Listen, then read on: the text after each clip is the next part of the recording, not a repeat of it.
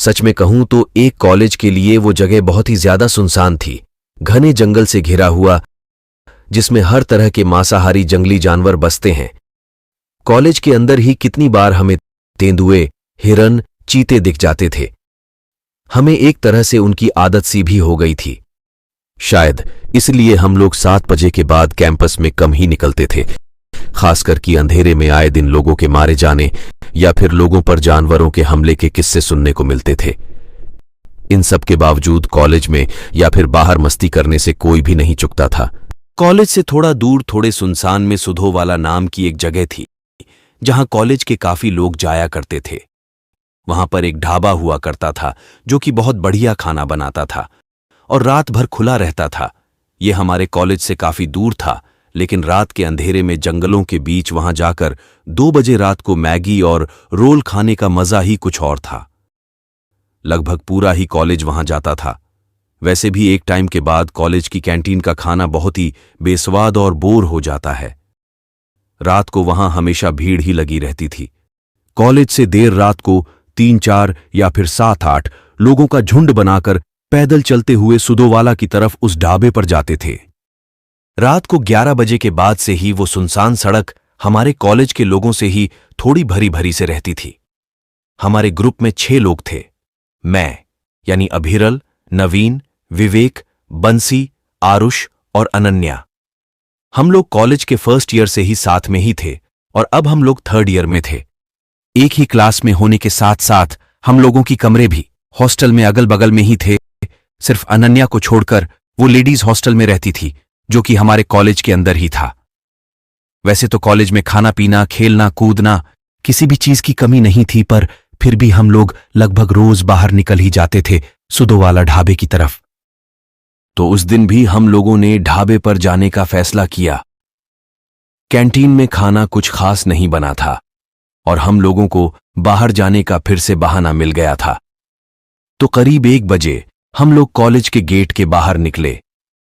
आज बाकी दिनों के मुकाबले हमें निकलने में थोड़ा ज्यादा लेट हो गया था। भाई लोग शॉर्टकट से चले क्या? आधा घंटा पहले पहुंच जाएंगे यार। नवीन एकदम उछलते हुए बोला।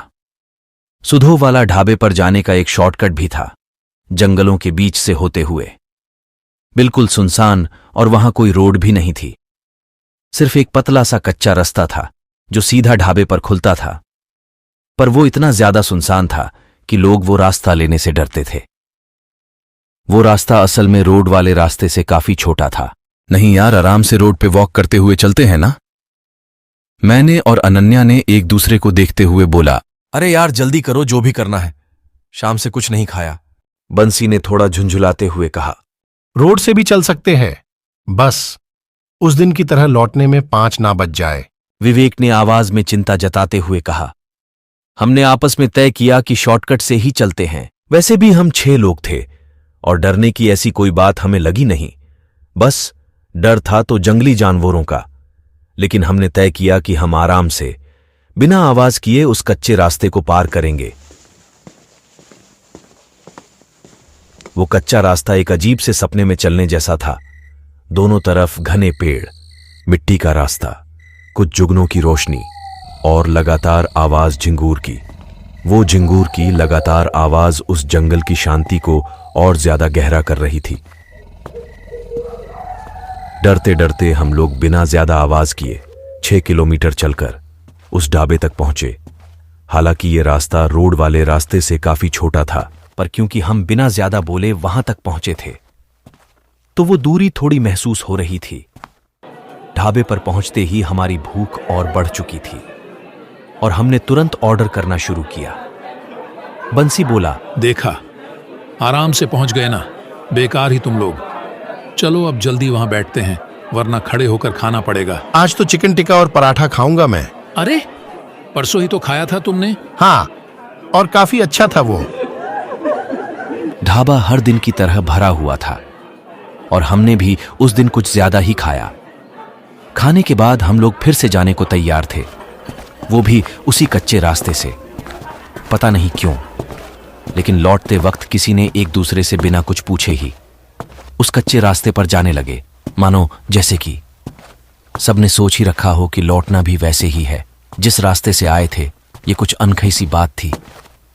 हम 6 दोस्त फिर से उस कच्चे रास्ते पर आगे बढ़ने लगे। काफी रात हो चुकी थी, जिस वजह से वो जंगल और काला और डरावना लग रहा था। आवाजों के साथ एक अजीब सी खुशबू आ रही थी, जैसे दूर कहीं कुछ जल रहा हो। मई का महीना था तो सब कुछ एकदम साफ साफ दिख रहा था। पूनम की रात थी तो आसमान में चांद भी एकदम साफ दिखाई दे रहा था। लौटते वक्त हम लोग आराम से बिना डरे एक दूसरे से बात करते हुए आगे बढ़ते जा रहे थे। उस रास्ते में एक बहुत छोटा सा झोपड़ी जैसा घर भी था। जब हम ढाबे की तरफ जा रहे थे तब हमने इस पर ध्यान नहीं दिया था, पर क्योंकि अब उस घर में एक मोमबत्ती जल रही थी तो हम सबका ध्यान एक साथ उस पर गया। इस टाइम यहाँ किसने मोमबत्ती जलाई होगी? हाँ, वो तेंदुआ भी यही सोच रहा था। विवेक ने मजाक करते हुए कहा और हम सब लोग हंसने लगे। हम लोग आगे बढ़ते गए, लेकिन वो घर में जलते मोमबत्ती जैसे मेरे दिमाग में भी बैठ गई थी। तभी नवीन ने डरावने बातें करना शुरू कर दिया, जिस पे बंसी ने उसे बोलकर चुप करा दिया कि वो लोग 6 हैं, अगर कुछ हुआ भी तो सब मिलके संभाल लेंगे। बातें करते हुए हम लोग आगे बढ़ते ही जा रहे थे कि हम सब एकदम से रुक गए। हमने अपने सामने जो देखा वो देखकर हम एक साथ स्तब्ध से खड़े रह गए, बिना हिले। हमसे कुछ ही मीटर दूर उस कच्चे रास्ते पर एक सफेद कोहरा सा बनने लगा। पूरा जंगल और हवा साफ थी और कहीं से भी कोहरे का नामो निशान नहीं था। लेकिन एक उसी जगह पर कुछ सफेद बादल जैसे इकट्ठा हो रहे थे। उन बादलों ने इकट्ठा होते ही किसी इंसान का आकार लेना शुरू कर दिया। हम लोगों को धुंधला सा तो दिख रहा था कि वो कुछ इंसान जैसा बन रहा था, लेकिन बिना आंख, सिर और कान के धीरे धीरे वो कोहरा अलग हो गया और उस सफेद धुएं से जैसे 2 अलग अलग लोग बन गए। उन दोनों ने अपने हाथ की 2 उंगलियां उठाकर हमें दिखाई। हम सभी ये देखकर डर से कांपने लगे थे और एक दूसरे को कस के पकड़कर खड़े हो गए थे। और उसे देखकर हमारी आंखें बड़ी हो गईं। उन दोनों चीजों का सिर कटा हुआ था, बस धड़ था। सिर की जगह से लगातार खून टपक रहा था और वो एक अजीब सी तीखी आवाज निकाल रहे थे जो कानों में बहुत तेज चुभ रही थी।